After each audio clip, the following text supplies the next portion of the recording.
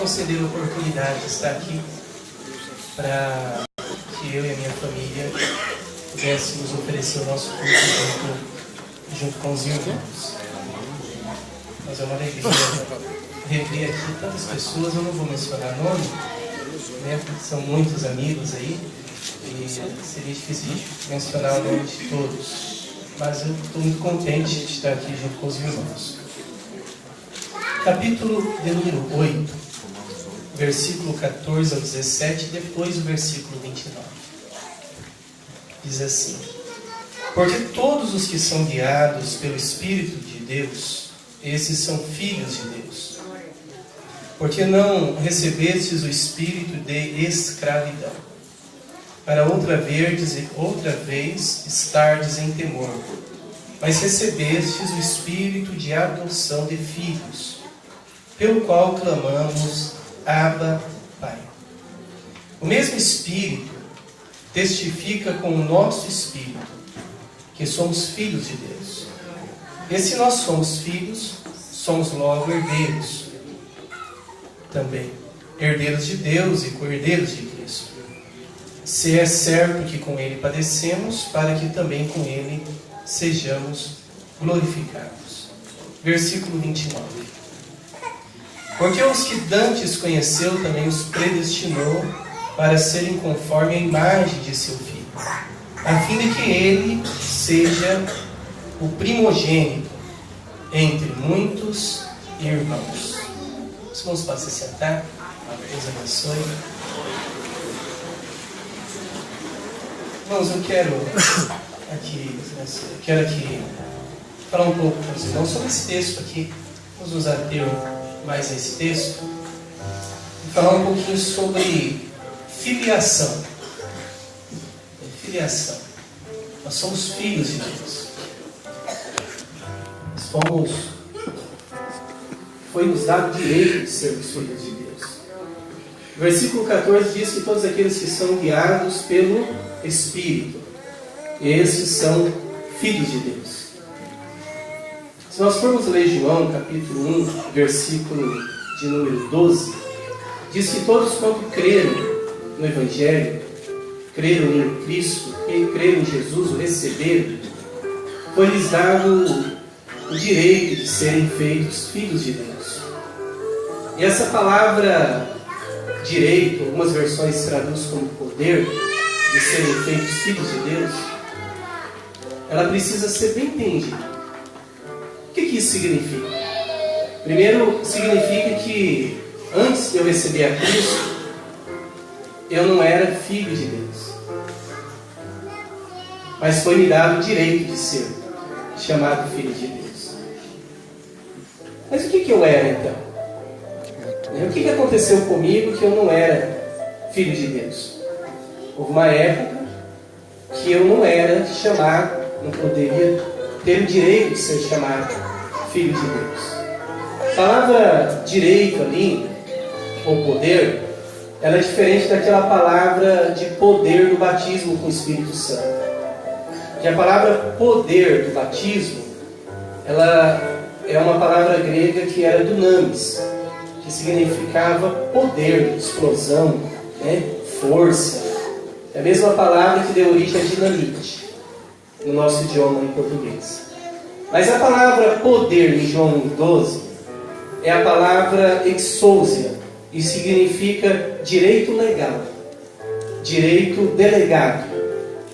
Então todos que receberam a Cristo foi dado o direito legal de serem feitos filhos de Deus. Quer dizer que nós não éramos e nos tornamos filhos. Mas o que nós éramos então? Se nós não éramos filhos, nós éramos o quê? Existem alguns assuntos na Bíblia que são simbólicos, outros são literais. E quando nós falamos sobre o reino de Deus, quando nós falamos sobre essa temática de filho, esse assunto aqui não é simbólico, é literal. Nós realmente não éramos e nos tornamos filhos. Mas o que nós éramos então? Versículo de número 15 diz assim: porque não recebestes o espírito de escravidão. nós éramos então? Nós éramos escravos. Escravos do pecado, estávamos distantes de Deus, havíamos perdido algumas características da semelhança de Cristo, de Deus, e nos tornamos escravos. João capítulo 8, Jesus ele diz aos religiosos da época que todo aquele que comete o pecado, ele é escravo do pecado. Então nós éramos escravos. Quero falar algo aqui bem forte, e quero que você ouça com atenção. Existe uma diferença entre condição e comportamento.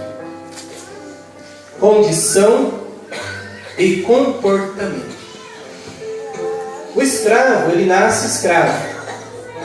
E ele é escravo por toda a sua vida. E ele morre escravo, independente do seu comportamento.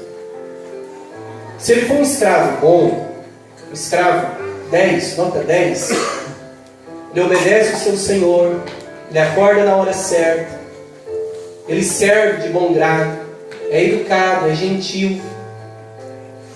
O que vai acontecer com ele? Ele vai morrer escravo. A única coisa, ele não vai apanhar, ele não vai ser punido, vai ter uma boa convivência com o seu senhor, mas ele continua escravo, porque a sua condição, ele é escravo. Davi disse assim: em pecado fui formado e em pecado concebeu a minha mãe.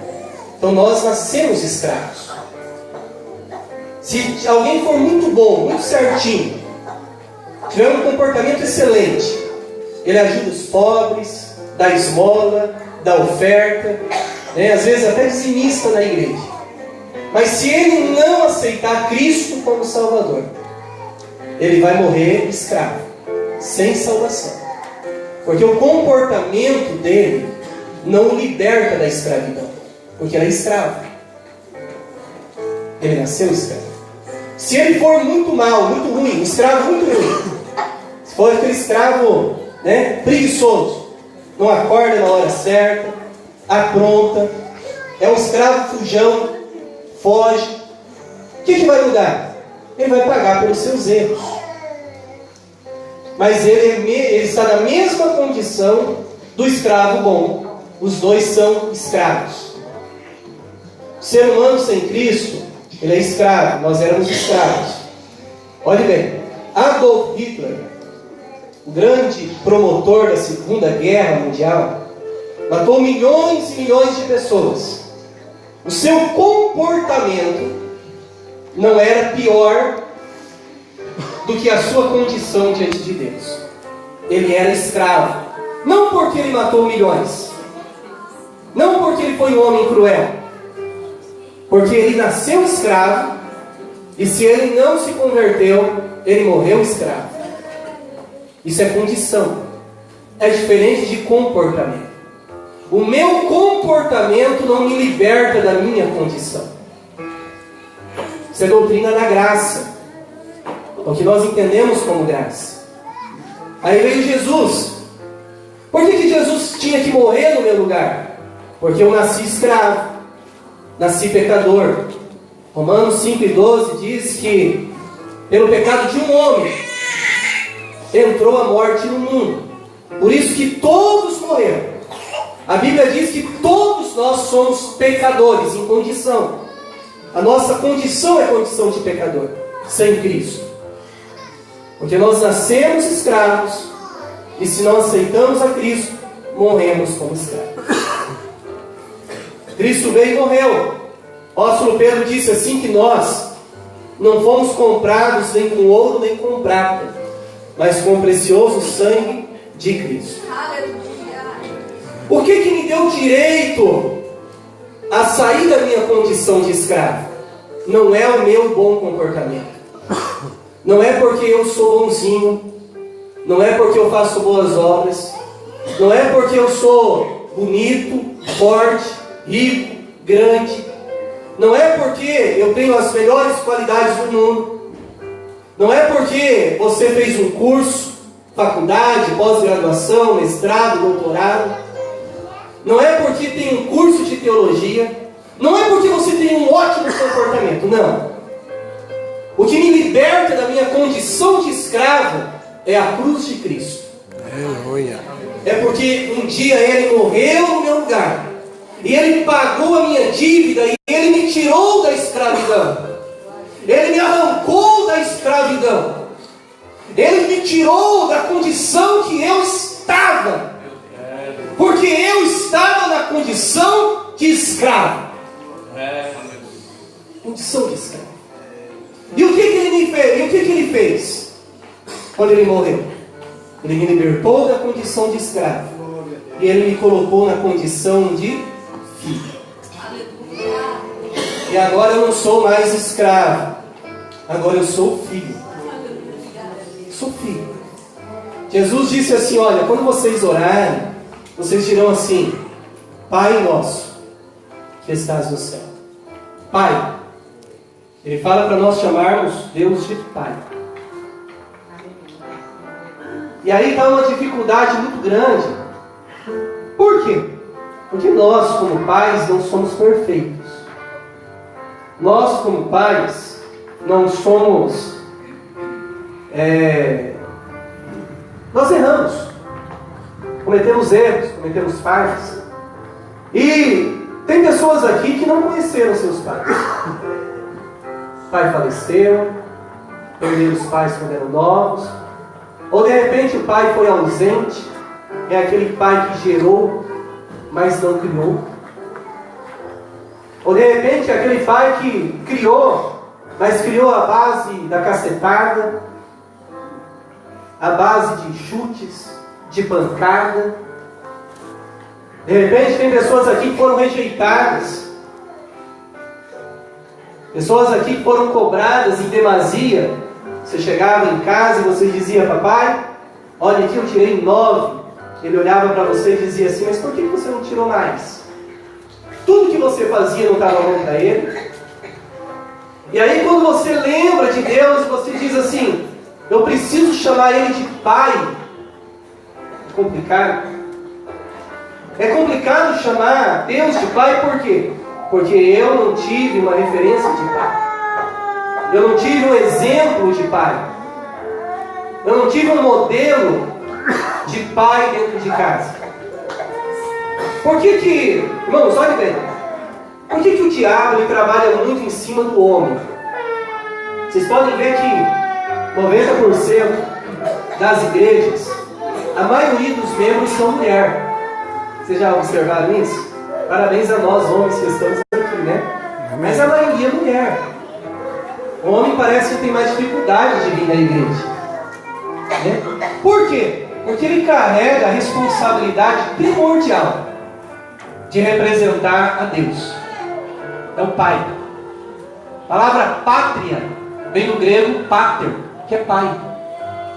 É pai. O homem, o Adão foi criado primeiro. A Bíblia diz que a Eva, ela comeu da árvore do conhecimento do bem e do mal. O que aconteceu com ela? Qual foi a punição da Eva? Ser submissa, subjugada pelo homem e gerar filhos com dores. Somente isso. Mas quando o homem pecou, qual que foi a sentença do homem? Deus olha para o homem masculino e diz assim: maldita é a terra por causa de ti. A terra não é amaldiçoada por causa das mulheres, é por causa dos homens. Os homens fazem guerra. Os homens vendem drogas.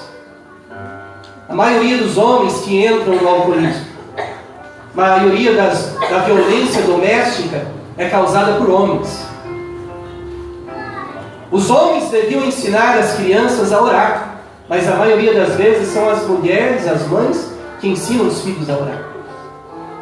Os homens deviam, a mulher também é sacerdotisa, mas em primeiro lugar o homem, e ele devia ser o primeiro a dizer: filho, nós vamos orar, nós vamos para a igreja, nós vamos servir a Deus, nós vamos adorar a Deus. E aí aqui o texto diz que nós somos filhos de Deus. Deus não tem sexo, mas Ele olha para a humanidade. Deus é Espírito. João 4:23 diz que Deus é espírito. Então Deus é assexuado, Deus não tem sexo. Porém, quando ele olha para a família, ele empresta a imagem do pai. E ele diz assim: olha, eu quero que vocês me chamem de pai, porque eu quero valorizar a família. E a base, a coluna da família é o pai. É o pai. É o pai que tem que levar a família para a igreja. É o pai que tem que dizer assim: olha, esposa, filhos, eu sei que vocês são uma bênção, mas eu tenho prioridades. Eu quero servir a Deus. Eu quero adorar o Senhor. Eu quero estar na igreja adorando ao Senhor. Irmãos, o diabo ele trabalha muito para matar homens. Os homens morrem mais cedo do que as mulheres.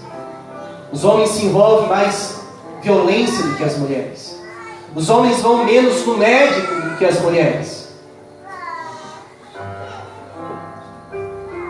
Existe um programa chamado Café Filosófico, não é evangélico esse programa.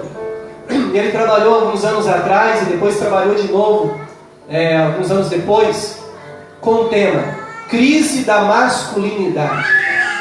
Falando da crise do homem na atualidade. O homem perdendo o seu lugar como homem dentro da sociedade, como marido, como pai, como responsável dentro de casa. E aí nós vemos aqui Deus dizendo assim: olha, por que não recebemos o espírito da escravidão para outra vez estares em temor, mas recebestes o espírito de adoção de filhos, pelo qual clamamos, Abba, Pai. Quantos aqui têm prazer de chamar Deus de Pai?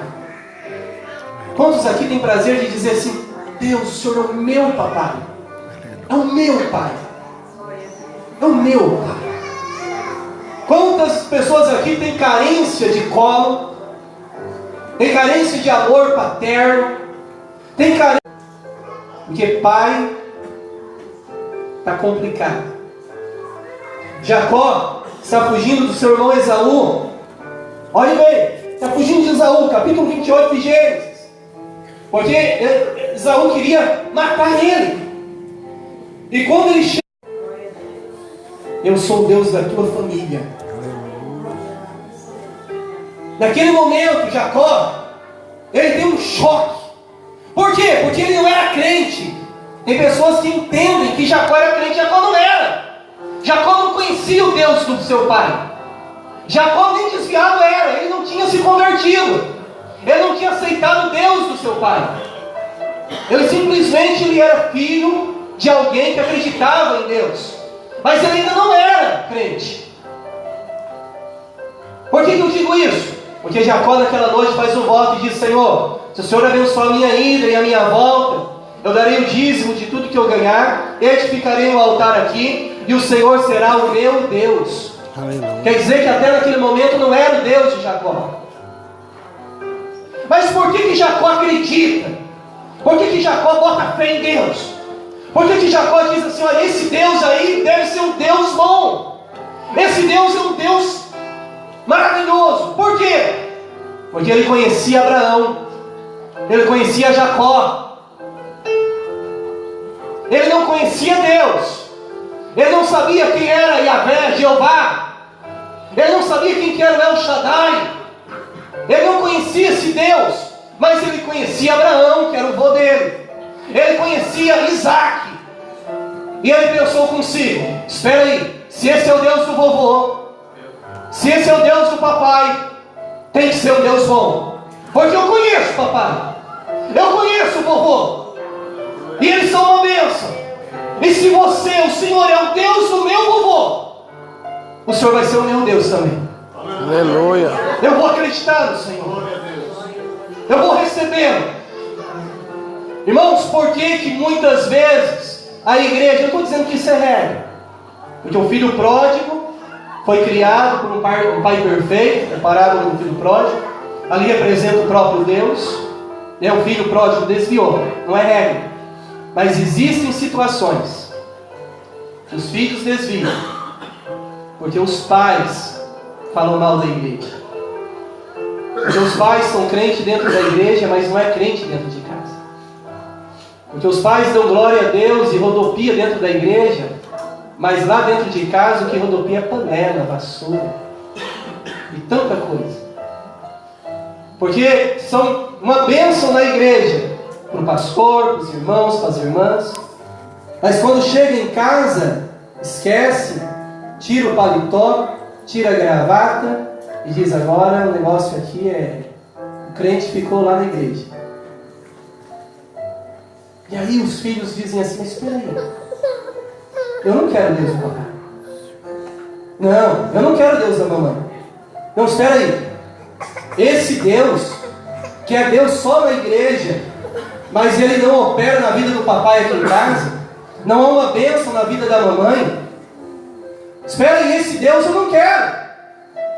Deus, eu imagino que Deus diz assim: olha, eu tenho até dificuldade de falar que eu sou Deus do pai dele. Como é que eu vou dizer que eu sou Deus do pai dele? Como que eu vou dizer que eu sou Deus da mãe dele? É complicado. Por quê? Porque eles não me honram dentro de casa. Porque eles não testificam de mim dentro de casa. Porque eles não falam de mim para os filhos.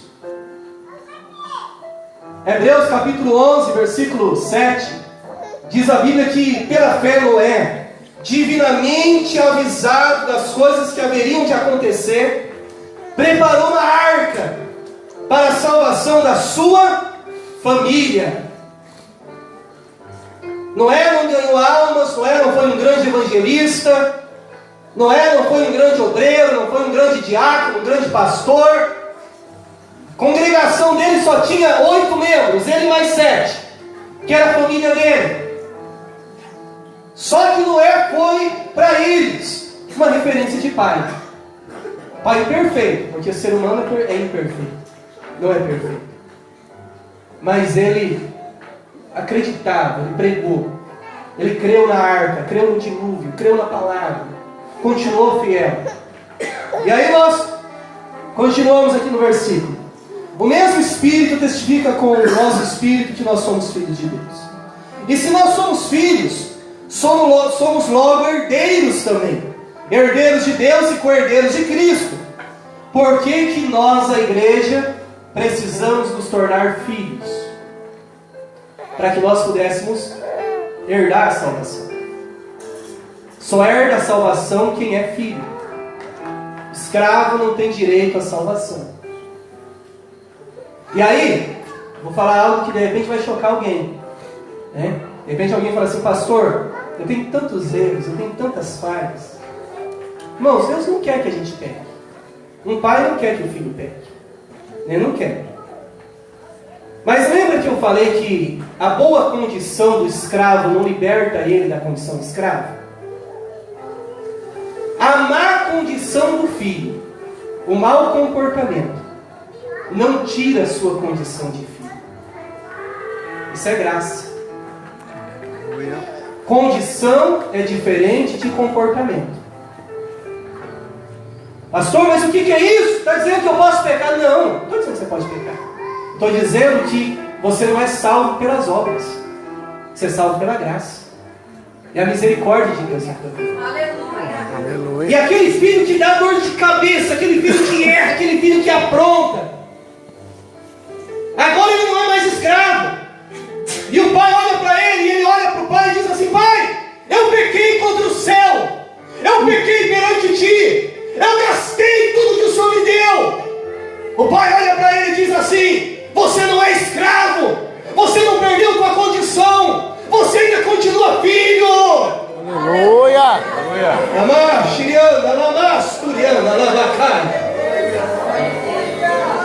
O nosso comportamento não tira a nossa condição de filhos. A salvação é uma garantia. Não se preocupe. Você não é salvo de manhã e à tarde você contou uma mentira, você vai para o inferno à tarde. Não é assim. Se você crê na misericórdia de Deus, se você se arrependeu, viu que errou, o sangue de Cristo te purifica de todo o pecado. Ele te resgatou da escravidão para que você fosse filho. A graça de Deus é quem te sustenta. A misericórdia de Deus é quem te sustenta. E o que eu vou ter? O que eu vou herdar como filho de Deus? eu vou herdar o céu. É mais do que o céu. É mais do que o céu.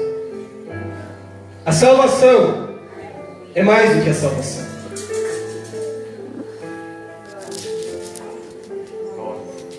E logo somos herdeiros, também herdeiros de Deus e cordeiros de Cristo.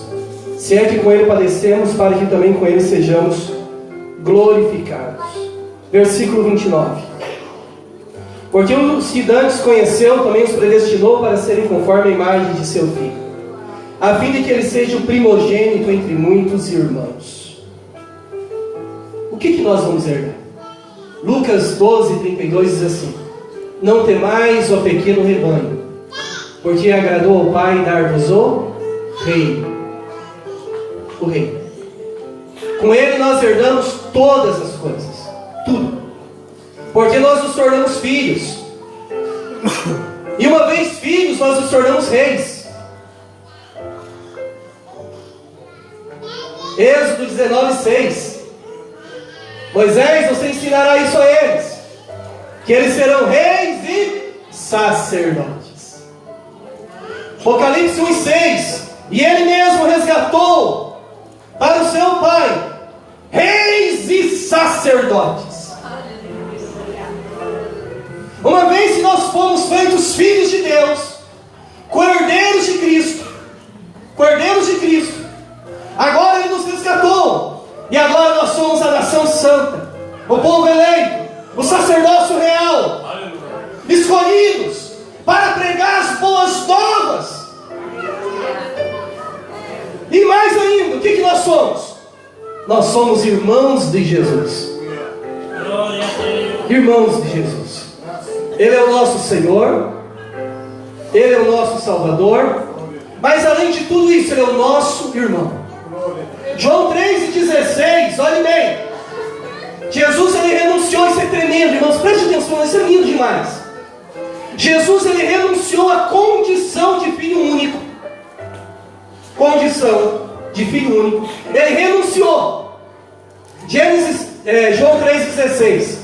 Porque Deus amou o mundo de tal maneira que deu o seu Filho unigênito. Condição, único. Quem que não gostaria de ter a herança sozinho? Quem que não gostaria de ter tudo sozinho? Eu tenho tudo, tudo é meu. Jesus, Ele renunciou à condição de Filho único. E Ele se tornou depois da cruz. Olha só o que Ele se tornou. Está escrito aqui, ó. Para serem conforme a imagem de seu Filho, a fim de que Ele, Cristo, seja o quê? O primogênito entre muitos irmãos. Aleluia. Ele saiu da condição de unigênito para a condição de primogênito. Primeiro, não único. Ele era único na criação. Foi único desde a eternidade. Foi único até o dia que Ele morreu na cruz. Mas na cruz Ele comprou irmãos, para que esses irmãos possam herdar a herança que era dele. E Ele deixou de ser unigênito para ser primogênito. E eu sou o irmão mais novo dele. Eu sou o irmão mais novo dele. E você é o meu irmão. E nós temos uma herança do Pai. E nós podemos chamá-lo de Pai. Podemos receber o amor dele. E Ele nos ama da maneira que nós somos. E não tem nada que tire essa condição de nós. Não tem nada que nos separe. Não tem nada que nos leve para o inferno mais. Nem mesmo a morte, nem mesmo a vida, nem mesmo os nossos erros e as nossas falhas. Porque nós temos um advogado que nos perdoa e que nos resgata. Que diremos, pois, versículo 31, a estas coisas: se Deus é por nós, quem será contra nós? Aquele que nem mesmo seu próprio Filho poupou, antes o entregou por todos nós, como não nos dará também com Ele todas as coisas? Ele não vai dar o céu somente, Ele vai dar todas as coisas. Quem tentará acusação contra os escolhidos de Deus? É Deus quem os justifica. Quem os condenará? Pois é Cristo quem morreu antes, ou antes, quem ressuscitou dentre os mortos, o qual está à direita de Deus e também intercede por nós. Quem nos separará do amor de Cristo? A tribulação, ou a angústia, ou a perseguição, ou a morte, ou a nudez, ou o perigo, ou a espada? Como está escrito: por amor de ti somos entregues à morte todo dia, fomos sepultados como ovelhas para o matadouro, mas em todas estas coisas somos mais que vencedores por aquele que nos amou. Porque estou certo de que nem a morte, nem a vida, nem os anjos, nem os principados, nem as potestades, nem o presente, nem o porvir, nem a altura, nem a profundidade, nem alguma criatura nos poderá separar do amor de Cristo, de Deus, que está em Cristo Jesus, nosso Senhor. Meu irmão, durma em paz, você não vai para o inferno não. Ele te resgatou, pagou o preço pela tua alma. Pode ficar tranquilo. Hoje, através do sangue de Cristo, nós somos pecadores ainda. O nosso comportamento ainda continua sendo corrigido, mas a nossa condição mudou. E agora, quando Deus ele olha para mim, Ele não vê mais um pecador, Ele não vê mais um escravo. Agora Ele vê um filho. Agora Ele vê alguém perdoado, santificado, não pelas obras, mas pela graça. Porque o santo morreu pelo profano, o perfeito morreu pelo imperfeito. O rico, que tinha todas as coisas lá no céu, morreu pelo pobre. Aquele que não tinha condenação nenhuma morreu pelo condenado. Ele deu a vida para que eu tivesse vida. Ele morreu no teu lugar. Ele que não tinha culpa morreu por dizer que tinha culpa. E agora você não precisa mais sentir culpa. Você não precisa mais viver debaixo de condenação. Você não precisa mais viver dizendo: meu Deus, que culpa que eu tenho. Eu errei, eu pequei. Romanos 8:1. Portanto, nenhuma condenação há mais para os que estão em Cristo Jesus. Que não andam mais segundo a carne, mas segundo o Espírito. Ou seja, nasceram do Espírito. Jesus disse para Nicodemos: se o homem não nascer do Espírito, tornar-se filho pelo Espírito, não poderá ver, não poderá entrar no reino dos céus. Precisa nascer do Espírito. Nasceu do Espírito, anda no Espírito, nasceu do Espírito, você é filho de Deus. Não existe mais condenação. Quero voltar aqui a palavra ao pastor. Deus abençoe, em nome de Jesus. Eu agradeço a oportunidade. Aleluia. Como é bom, irmãos, ter o carinho do Pai. Como é bom poder ser chamado de filho, né? Não tem nada melhor, né? Pai, mãe, né? Falei esses dias que a palavra mais falada no mundo é a palavra mãe, né? E normalmente os filhos